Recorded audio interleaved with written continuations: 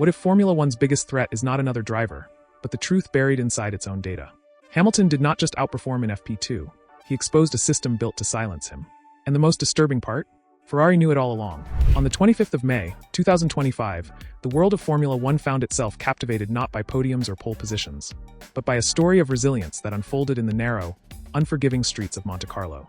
It was the incredible comeback of Hamilton after his terrible qualifying in Monaco that dominated headlines across the globe. The weekend began with what many labeled a disaster for Hamilton, who faced one of the worst qualifying results of his career. Despite stable weather and a clean track, he struggled to extract performance from his car, which appeared unbalanced and unpredictable through low-speed corners. Frustration built quickly as he failed to advance beyond the initial qualifying stages, leaving him buried deep in the starting grid. A nightmare scenario in a circuit where overtaking is notoriously rare. Paddock whispers soon turned to speculation, not just about setup errors or driver form, but about deeper issues within the Ferrari team. Technical insiders hinted at internal tensions, suggesting that some of the best components, such as new aerodynamic updates and revised suspension parts, were consistently fitted to Leclerc's car, while Hamilton was left with less optimal equipment. Although team management publicly claimed both drivers had equal machinery, telemetry data told a different story. Analysts noted inconsistencies in rear stability and corner exit speed in Hamilton's car that were absent in Leclerc's. The implication was clear. The tools provided to both drivers may not have been as equal as Ferrari insisted. Yet, what followed on Sunday turned disappointment into inspiration. Against all odds, Hamilton delivered a performance that reminded the world why he remains one of the most respected and accomplished drivers in Formula One history. Through flawless racecraft, strategic brilliance, and sheer determination, he began to climb up the order, carving through the field with precise, risk-managed overtakes. The crowd watched in awe as he found grip and confidence in sections of the track where others hesitated, turning a weekend that had started in frustration into a demonstration of elite-level resilience and skill. What made Hamilton's incredible comeback after his terrible qualifying in Monaco even more extraordinary was not simply his rise through the field, but the calculated manner in which he dismantled the challenge ahead of him. From the first lap, it was clear that Hamilton was not resigned to merely salvaging a few points. In a place where strategy usually determines success more than raw pace, he adopted an approach that was aggressive, but never reckless. He studied his rivals carefully, identifying weaknesses in their lines, their braking points, and even their tire wear. In a circuit where every inch matters, he executed overtakes that seemed impossible, each one surgically precise, each one carrying the weight of a driver who refused to be written off. The turning point came during a virtual safety car period. While Ferrari chose a conservative approach for Leclerc, keeping him out on aging hard tires, Hamilton made a bold decision. He switched to a set of used medium compounds that still had enough life to push aggressively. It was a move questioned by some on the pit wall at the time, but one that proved decisive. With warmer tires and cleaner air ahead, he began to deliver purple sectors, shaving seconds off his gap to the midfield. His race pace exceeded expectations, and even with tire degradation factored in, he maintained consistency that baffled rival engineers. It was a masterclass in tire management, rhythm, and mental focus. Meanwhile, behind the scenes, quiet conversations turned into louder concerns about internal imbalance within the team. Several retired engineers and former insiders pointed out irregularities in how updates were distributed between the two drivers. One of the most controversial moments occurred when only Leclerc's car received Ferrari's newly developed floor upgrade, a part known to offer significant downforce improvements. Although the team claimed supply limitations, to many observers it seemed like yet another sign of favoritism. Cameras even caught moments of visible discomfort among mechanics in the Ferrari garage, where tension between different sides of the garage was becoming increasingly hard to ignore. Despite these undercurrents, Hamilton remained composed. He let his driving do the talking. His calm demeanor after the race, coupled with a sharp, focused look in his eyes, sent a clear message. Greatness does not need perfect conditions, it thrives in adversity. International media praised the performance not as a victory in numbers, but as a triumph of spirit. In Monaco, where history is carved not only by those who win but by those who endure, Hamilton's drive became a new chapter in the legend of perseverance. As the dust settled in Monte Carlo, Hamilton's incredible comeback after his terrible qualifying in Monaco began to take on a deeper significance, not just as a single race performance, but as a statement. Within the walls of Ferrari's garage, conversations grew more complicated. The disparity in technical support between the two drivers, long suspected by close observers, was no longer just a quiet rumor passed between journalists and insiders. It had become a visible pattern. Over the course of the season, several small decisions, rarely addressed publicly, had accumulated into a larger picture. From differential software updates that arrived late to Hamilton's side, to priority given to Leclerc for experimental aero parts during practice sessions, a subtle but consistent imbalance had emerged.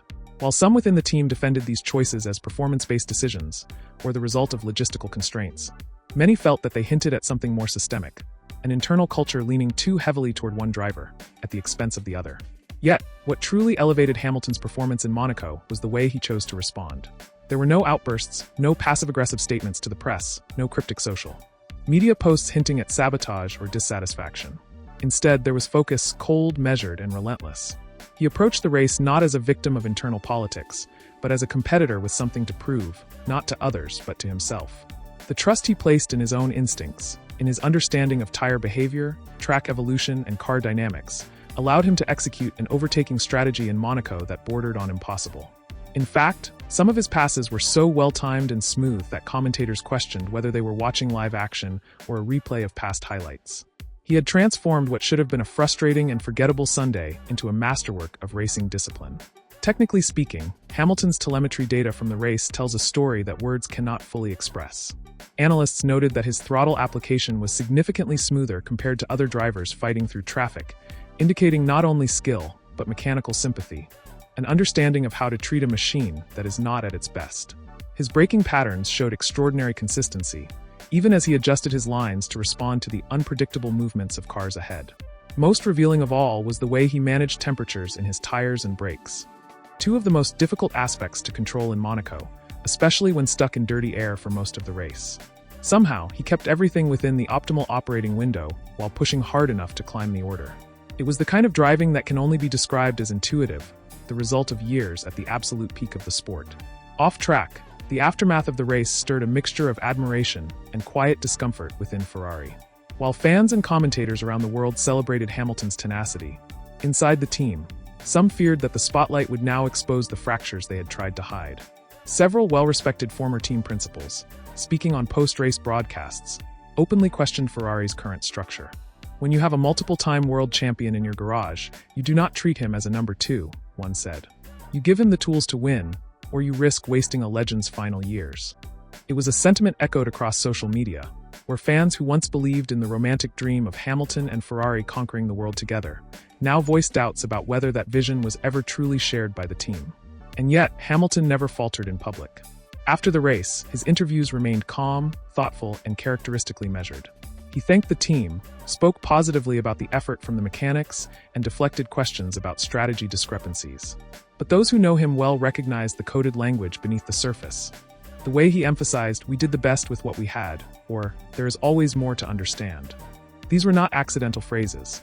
They were subtle acknowledgments of a driver fully aware of the circumstances surrounding him, yet determined not to let politics break his focus. In that sense, his performance was not just a comeback. It was a quiet rebellion delivered not with words, but with perfect, unanswerable driving. The narrative surrounding Hamilton's incredible comeback after his terrible qualifying in Monaco continued to evolve in the days following the race, expanding far beyond the result sheet. It was no longer simply a question of whether one driver had outperformed expectations. It had become a mirror reflecting the broader tensions within the Ferrari organization, an iconic team caught between its past glories, its present contradictions, and an uncertain future. Within Formula One, where perception often shapes reality, the weight of Hamilton's performance began to force difficult questions onto the team's leadership. How could one of the most decorated drivers in history find himself consistently deprived of competitive machinery, while his teammate, Leclerc, appeared to receive technical preferences race after race?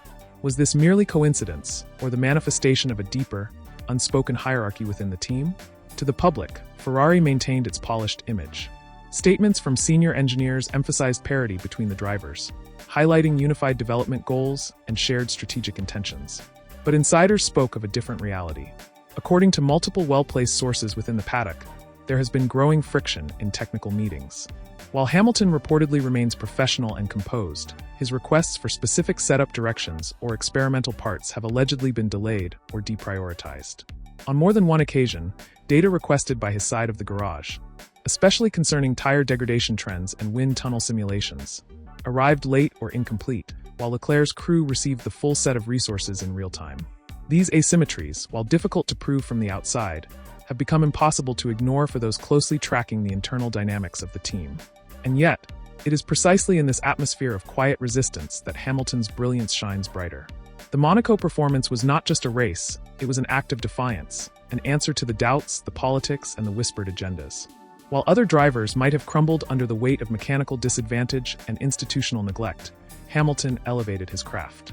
Every decision he made on track was laced with intention. Lifting early to preserve fuel where others burned it, braking late but cleanly to minimize tire stress, defending just enough to hold position while plotting his next attack. He played a game of chess at 200 kilometers per hour, anticipating rivals' mistakes before they made them, all while managing a machine that, by most internal accounts, was not functioning at peak configuration. The ability to transcend machinery with sheer driving intuition is something that only a handful in the sport's history have ever possessed. In Monaco, Hamilton reminded everyone that he is firmly among them. Beyond the technical and strategic marvels of that Sunday afternoon, there was also a psychological battle at play, one that revealed as much about Ferrari as it did about Hamilton. For a driver to remain committed, motivated, and focused in an environment where trust is eroding is a rare feat throughout the weekend. Subtle signs of division within the team became visible to the keen eye. Body language in the garage shifted. Mechanics from Hamilton's side worked with quiet intensity, rarely interacting with their counterparts across the garage. During media sessions, Leclerc appeared relaxed, his answers free of tension, while Hamilton chose his words with precision, often pausing before responding to avoid feeding speculation. The contrast was striking, and it painted a picture of a team divided not just by roles or results, but by philosophy. The media frenzy that followed was intense. Major sports outlets praised Hamilton's race as one of the finest examples of mental toughness in modern Formula One. Editorials dissected his laps frame by frame, noting how he extracted every last bit of performance from corners where other drivers hesitated. Commentators began to speculate openly about his future with the team, some suggesting that a move to another project might become inevitable if the situation at Ferrari continued to deteriorate. But Hamilton, ever the strategist, avoided escalating the discourse. He understood that every word, every gesture would be magnified. Instead, he continued to focus on the one thing no team politics could take from him: the ability to drive like no one else on the grid. As the days passed and the glow of Hamilton's incredible comeback after his terrible qualifying in Monaco began to settle into the collective memory of the paddock, its deeper implications only grew more apparent. What had initially seemed like an isolated moment of individual brilliance was now being recognized as a pivotal chapter in the unfolding drama within Ferrari, a team whose historical prestige has often masked the instability beneath. For many observers, Hamilton's drive through the streets of Monte Carlo had become a symbol of what happens when greatness is placed in imperfect circumstances. In a sport where millimeters and milliseconds separate success from failure, the psychological burden of driving with one hand tied behind your back, knowing your own team may not be fully behind you, would crush most competitors. But Hamilton, ever the craftsman, did not just endure that burden, he transformed it into performance. The telemetry analysts working for neutral broadcasters were the first to piece together the complete scope of what Hamilton achieved. In a side-by-side comparison of his race pace versus Leclerc's, a surprising trend emerged. Despite starting several positions behind and being held up in traffic for nearly half the race, Hamilton's lap times were, on average, within 1/10 of his teammates. In clean air, he was faster. On worn tires, he was more consistent. When asked to push, he pushed. When asked to save, he saved. The data painted a picture not of a struggling veteran past his prime, but of a strategic master still capable of operating at the highest echelon of performance. This contradicted many of the narratives that had started to form earlier in the season: that Hamilton was losing his edge, that Ferrari had perhaps bet on the wrong horse. In truth, Monaco revealed that the problem had never been the driver. It was the environment. Whispers around the paddock now spoke more openly of favoritism. Insiders pointed to a pattern in Ferrari's upgrade path. The new floor introduced at Imola, which offered a crucial gain in low-speed downforce, had originally been promised to both drivers. But logistical delays, reportedly due to supply chain bottlenecks, meant only one unit was ready for the race. It went to Leclerc. At the time, Hamilton offered no complaint. But since then, similar delays have mysteriously continued to affect only one side of the garage. New barge boards, revised rear wings, brake cooling modifications. All of them seem to appear on Leclerc's car first. Ferrari denied any strategic favoritism, claiming performance-based deployment and real-time calibration data guided their decisions. But to fans, journalists, and even rival teams, the trend was too blatant to ignore. And yet, despite all of this, Hamilton never broke character. He remained the professional, the champion, the quiet architect of his own story. In post-race interviews, he spoke in clipped but carefully chosen phrases, expressing gratitude to the team while subtly acknowledging the challenges. "We are working through some things," he said, when asked about the car's behavior. "I have full faith in the crew on my side of the garage." But behind those words was a deeper message. He knew what was happening, and he had chosen not to respond with complaints or accusations, but with pure performance. This choice, of silence over conflict, of composure over chaos, is perhaps what made his Monaco drive so emotionally resonant. It was a reminder that in a sport increasingly defined by politics and power structures, there is still room for purity of purpose. As the team packed up and left Monte Carlo, there was an unspoken tension in the air. Ferrari had narrowly avoided a total public relations disaster by keeping both cars in the points. But internally, the mood was more fractured than ever. Some mechanics on Hamilton's side felt demoralized, watching their driver outperform with less. Engineers quietly questioned why feedback from his simulations was routinely discarded. Morale was splintering, and everyone could feel it. Meanwhile, Hamilton, as he has done so many times before, carried the weight of it all with poise. Knowing that every lap he turned, every fan he inspired, every rival he humbled with his quiet brilliance, was a quiet protest against the very system that tried to limit him. In the weeks that followed Hamilton's incredible comeback after his terrible qualifying in Monaco, the aftershocks of that race continued to ripple through the paddock, the media, and most notably, the Ferrari headquarters in Maranello. What had been whispered before became now an unavoidable conversation. The notion that one of the greatest drivers in the history of the sport was operating under conditions that seemed engineered to stifle rather than support his excellence ignited widespread discourse. Not only about fairness, but about legacy. For Hamilton, whose move to Ferrari had been framed as a historic union between two icons, the dream was beginning to clash with the reality of internal politics, unspoken biases, and a team structure that, whether intentionally or not, had cast him into a secondary role. The symbolic weight of Monaco, a circuit that demands perfection and punishes complacency, was the perfect setting for this truth to be exposed. As journalists revisited the footage, the strategy calls, and the pit-to-car radio communications from the race, more questions emerged. Why had Hamilton not been brought in earlier for a tire change during the first virtual safety car, when the data showed clear gains in track position were possible? Why had his race engineer hesitated in confirming his preference for the medium compound, a tire compound that Hamilton himself had been asking for since lap 12? Why had certain telemetry feeds that would allow him to adjust energy deployment in traffic suddenly stopped working, only to be restored several laps later, coincidentally after the window for an undercut had passed? While no accusation of sabotage was made publicly, the pattern of unexplained missteps and strategic indecision continued to raise suspicion. Meanwhile, former champions, veteran engineers, and retired team principals began to speak out. Many pointed out that Hamilton's situation was not without precedent. History has shown that when Formula One teams develop emotional or political attachments to a particular driver, it can shift the entire operational dynamic.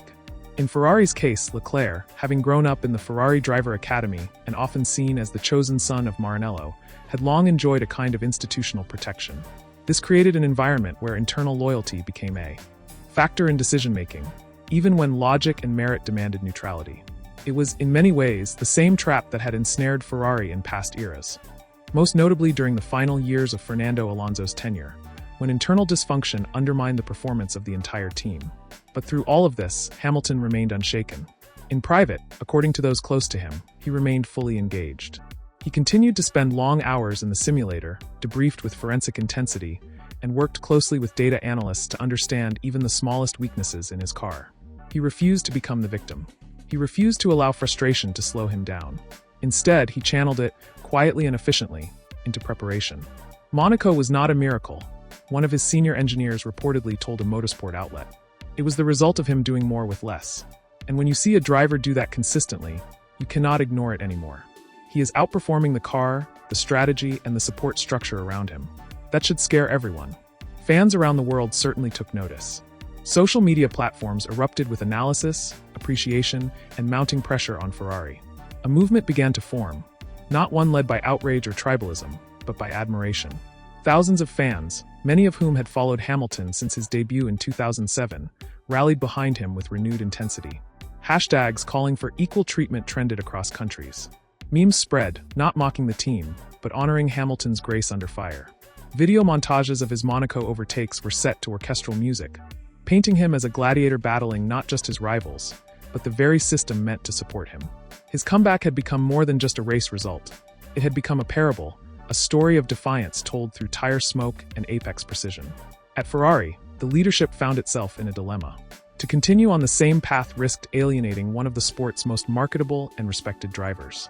But to shift their internal culture, one that had long favored in-house loyalty over performance equity, meant confronting uncomfortable truths. Internally, debates grew more intense. Some argued that Leclerc was the future, and that the team's investments needed to center around him. Others, however, pointed out that Hamilton, even in a politically unfriendly environment, was producing results that Leclerc could not replicate. If anything, Monaco had made one thing perfectly clear. The difference between the two was not just in machinery, but in mindset. One was driving with the full weight of team support. The other was driving with something even more powerful, conviction. By the time the Formula One world turned its attention to the next stop on the calendar, Hamilton's incredible comeback after his terrible qualifying in Monaco had solidified into more than a memorable performance. It had become a turning point. The narrative surrounding Ferrari was no longer dictated solely by lap times, podiums, or constructors' standings. It was now deeply entangled with questions of ethics, transparency, and the treatment of excellence within a system that appeared selectively blind to it. Inside the Ferrari compound, behind the red-painted walls and layers of corporate silence, a reckoning had begun. Internal reviews were launched. Department heads were called into closed-door meetings. The data from Monaco was dissected not for performance analysis, but to understand how the team had allowed such an unmistakable imbalance to become visible on the world stage. And at the center of it all, Hamilton, calm and unwavering, went back to work, because for him, the story was far from over. There was a subtle power in how he carried himself in the days that followed. No bitterness, no retaliation, just an unspoken message that resonated far louder than any press release. I will drive through whatever you put in front of me. That mindset, the refusal to be defined by circumstances, echoed through the corridors of Formula One's most influential circles. Sponsors began to take notice. While some had aligned their brand messaging closely with Leclerc, viewing him as the fresh, loyal face of Ferrari's future, others saw in Hamilton a more enduring and global symbol. A man who represented not just speed and talent, but resilience, composure, and integrity. Conversations began behind the scenes, as major corporate partners questioned whether the team was honoring the spirit of competition or simply reinforcing internal favoritism behind a veneer of unity. Meanwhile, those within Ferrari who had always admired Hamilton's presence, engineers, strategists, and junior staff who had once watched his championship battles from afar, now began to speak more freely. Whispers turned into quiet admissions. That setup suggestions from Hamilton were often more accurate. That his understanding of tire evolution over race stints had saved the team points multiple times. That his adaptability during wet-dry conditions had bailed out flawed strategies. These acknowledgments weren't loud or revolutionary, but they marked the start of something critical. Respect being voiced inside a system that had until then operated under selective appreciation. Back in the simulator, Hamilton was relentless.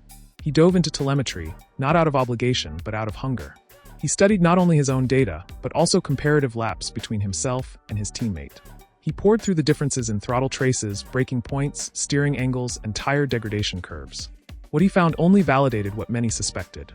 That despite often running outdated components, suboptimal aerodynamic packages, or receiving delayed setup updates, he was still consistently able to match, or outperform, Leclerc.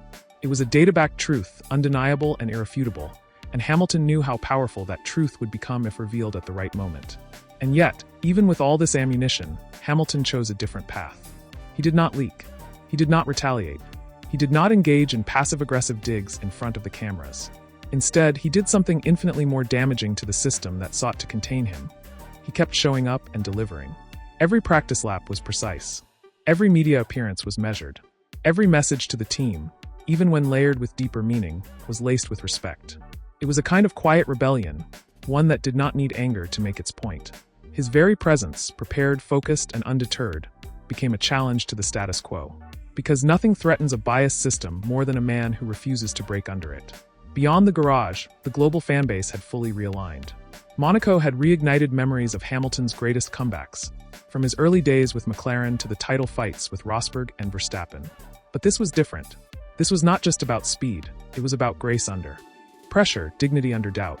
Fans began organizing tribute videos, podcast retrospectives, and panel discussions that framed his Monaco drive as one of the most emotionally resonant moments of his career. Influential figures from outside the motorsport world, athletes, musicians, activists, began referencing his performance as an example of how to confront injustice without becoming consumed by it. Hamilton had become not just a driver again, but a movement. Within Ferrari, this movement could no longer be ignored. Team principal meetings grew tenser.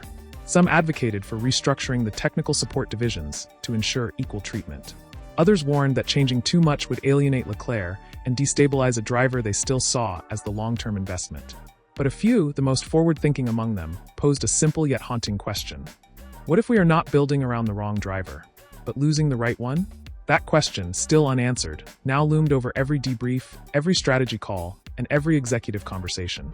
As the Formula One season progressed beyond the haze of Hamilton's incredible comeback after his terrible qualifying in Monaco, it became clear that the echoes of that performance were not just lingering, they were evolving. What had begun as an on-track masterclass, a defiant act of brilliance in the face of engineered adversity, was now transforming into a seismic shift in the way both the sport and the team of Ferrari perceived greatness. The Monaco weekend had become more than a race. It was a mirror held up to the faces of those who had long preferred comfort over confrontation, favoritism over fairness, and legacy over truth. And in that mirror, the image that stared back at them was no longer one of a fractured team, but of a fractured belief system. One where internal politics had blinded them to the extraordinary resilience of a driver whose entire career had been a study in overcoming invisible odds. Hamilton, now moving through the paddock with a silent intensity, was no longer just a competitor. He had become a living symbol of something more enduring than pole positions or podiums. His actions had made people reflect, not only within Ferrari but across the paddock, on what true leadership looks like in a system designed to reward compliance. He did not demand equal treatment through interviews or tantrums. He earned it by exposing the imbalance in the most devastating way possible, by delivering results no one could ignore. Every point he scored, every position he gained, became another crack in the walls of favoritism that had been quietly built around him since his arrival in Maranello. And those walls, now visibly crumbling, were not falling from external pressure, but from the weight of truth itself. The team dynamic at Ferrari was no longer the same. Engineers who had once quietly followed the line began asking tougher questions. Why was this package delayed for his car again? Why is the feedback from his side being deprioritized? The hierarchy that once felt untouchable now showed signs of uncertainty. Leadership, once confident in the narrative they had shaped around Leclerc as the future, began to realize that they had underestimated the power of history. Because Hamilton was not just another hire. He was a man who had rewritten what was possible in Formula One, who had inspired a generation far beyond motorsport, and who had come to Ferrari not to play a role, but to leave a legacy. And Monaco had proved he was still very much capable of doing just that. In press conferences, the questions became more pointed. Journalists stopped dancing around the truth and began calling it by name. Is there a reason why strategic calls consistently disadvantage Hamilton? Why are car upgrades arriving late on one side of the garage?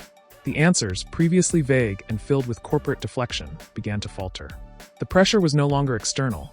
It was now coming from within. Former Ferrari legends, who had once remained neutral, began speaking out. Some warned that the team was in danger of repeating the same mistakes that had cost them decades of dominance. Others, more blunt, stated outright that if Ferrari failed to recognize and respect Hamilton's contribution, they did not deserve him. Through it all, Hamilton never once claimed to be a victim. That was never his way. Instead, he did what he had always done. He adapted, evolved, and elevated. He returned to the factory between races with more determination than ever. He worked with his mechanics, those still loyal to him despite the imbalance, and pushed the simulator team to extremes. He studied race tapes from past decades, looking not for inspiration but for overlooked details. Because Hamilton knew something the rest were only starting to understand. Legacy is not built by what is given, but by what is endured and overcome. And if Ferrari had made the mistake of thinking he had come here to retire quietly, Monaco had shattered that illusion beyond repair. As the curtain slowly began to fall on the first half of the season, the sport found itself gripped by a quiet tension. Would Ferrari change course and support both drivers equally? Would Hamilton's quiet defiance ignite a cultural shift from within? Or would this season, like so many before it, become another chapter in the long saga of Ferrari's inner conflicts? Whatever the answer, one thing was now undeniable. Hamilton's drive in Monaco was not just a comeback, it was a declaration. A reminder that greatness does not ask for permission. It creates its own place, even in the most hostile of environments. And no matter what came next, the world would remember what happened that Sunday in Monte Carlo. Not because of who was favored, but because of who rose despite not being. That day, Hamilton did not just fight for position, he fought for truth. And in doing so, he became something even Ferrari could no longer control, undeniable. Though Hamilton's incredible comeback after his terrible qualifying in Monaco had, by all structural definitions, concluded with the waving of the checkered flag, its true impact refused to be contained by dates or race results. It had become part of a much larger narrative, one that transcended the confines of pit lanes and paddocks. Monaco was no longer just a memory in the racing world. it had become a reference point. In quiet conversations among up-and-coming drivers, it was cited as proof that the car does not make the champion makes the car. In classrooms and leadership seminars, it was used as a case study in perseverance, control, and navigating adversity without surrendering identity. And in fan communities around the world, it marked the day when the red of Ferrari, long associated with heritage and tradition, had been challenged from within by the sheer force of individual greatness. In the months that followed, a strange duality began to unfold. Ferrari, still draped in its legacy, was now being pulled in two directions. On one hand, it remained loyal to its narrative, that Leclerc, raised in the shadows of Maranello, represented the ideal image of a Ferrari driver, young, obedient, and deeply embedded in the team's ethos. On the other, there was Hamilton, whose very presence disrupted that image with facts, not fiction. He was the outsider who refused to behave like one, the veteran whose drive outshone the team's preferred storyline. His data, his racercraft, his consistency under pressure. They all told a story that could no longer be silenced by favoritism or brushed away by excuses. And that story, whether Ferrari accepted it or not, had begun to capture the hearts of not just fans, but of racing purists who longed to see merit rewarded over manipulation. The internal divide became palpable. Certain departments quietly began shifting their support. Strategists, tire analysts, even some of the technical leads, began aligning more closely with Hamilton. Not because they were disloyal to Leclerc, but because they could no longer deny what the numbers told them. He was, by every measurable standard, outperforming expectations with machinery that was, in many cases, deliberately limited or underdeveloped compared to his teammates. There were nights in the garage, long after the paddock lights had dimmed, when junior engineers would stay back just to listen to Hamilton debrief, not out of obligation, but because they were learning. His understanding of balance, drag coefficients, tire thermal windows, it was masterful. And in those quiet moments, the truth whispered where the politics shouted. Ferrari had not hired an aging legend. They had hired a living institution, and they were failing to realize it. Meanwhile, the global media, often accused of chasing spectacle over substance, found itself caught in a rare moment of alignment. Across publications, from motorsport magazines to mainstream outlets, editorials emerged questioning not just Ferrari's decisions, but Formula One's tendency to overlook the political dimensions that influence team dynamics. Why is it that when a driver of color enters a legacy system, he is expected to conform entirely to its unspoken codes? Why is brilliance considered threatening when it does not come pre-packaged in the familiar mold? These were not racing questions, they were cultural ones. And Hamilton's Monaco drive had sparked them by simply doing what he had always done, racing better than most, with less than most. And yet, despite the growing support and the mounting evidence of mistreatment, Hamilton never changed course. He refused to weaponize sympathy. He did not demand press conferences or force narratives. He let his steering wheel do the talking. His work ethic remained unmatched, his collaboration with performance analysts deepened, and his preparation became even more precise. There were no shortcuts. Every tenth of a second he gained was fought for, not handed. And that, perhaps, is what elevated his Monaco performance into something timeless. It wasn't just that he made up positions on a track where overtaking is nearly impossible. It was that he exposed, without a single word, the invisible walls of favoritism, and walked through them anyway. What began as a setback in qualifying ended as a storm of reckoning. Monaco had reminded the world, and Ferrari, what happens when you underestimate a man whose entire life has been about proving he does not need your permission to be great? In a sport obsessed with time, Hamilton had delivered a moment that would outlast lap records and trophies. He had turned injustice into inspiration, obstacles into opportunities, and silence into statement. That is why, even as the season marched forward, Monaco never truly ended. Because some races are not measured by where they finish, but by what they awaken. As the season unfolded further beyond the ripples created by Hamilton's incredible comeback after his terrible qualifying in Monaco, the full extent of its impact became increasingly undeniable. It was no longer just a race or a single performance.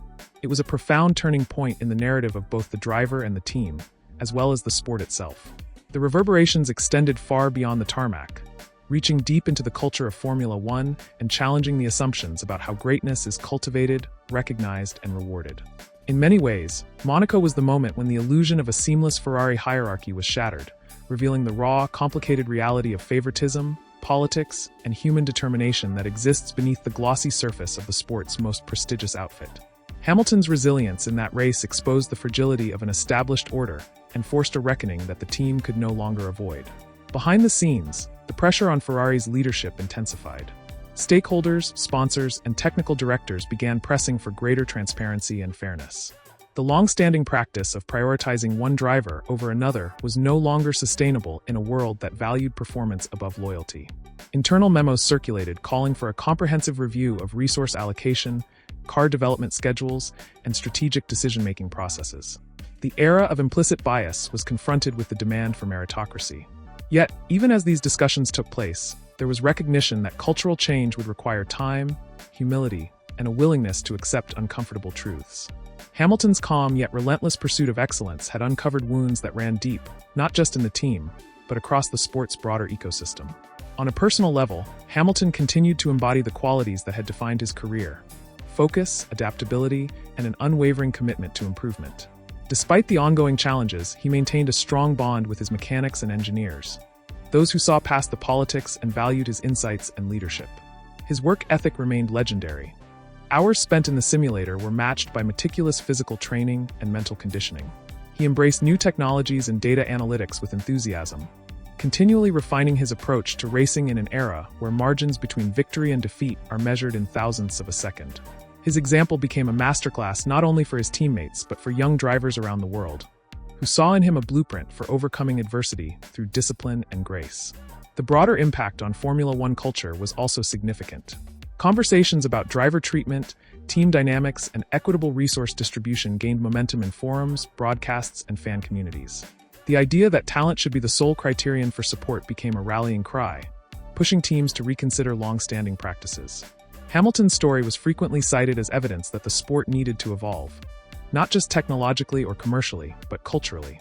His ability to thrive despite structural disadvantages challenged the status quo and inspired calls for greater diversity, transparency, and respect within the paddock. As the season approached its midpoint, the unfolding saga of Hamilton and Ferrari remained a focal point. Would the team finally embrace true parity between its drivers, leveraging the strengths of both to reclaim competitive dominance? Or would internal divisions continue to undermine their potential? For Hamilton, the answer lay not in corporate decisions or public narratives, but in his own hands, literally. Every lap he completed, every maneuver he executed, was a testament to his refusal to be defined by circumstance. His Monaco comeback was not a one-time miracle, but a declaration of ongoing intent. To be recognized not for the team that had favored another, but for the champion who had refused to be sidelined. In the years to come, historians and analysts would look back on this period as a defining chapter, not only in Hamilton's illustrious career, but in Formula One's evolution.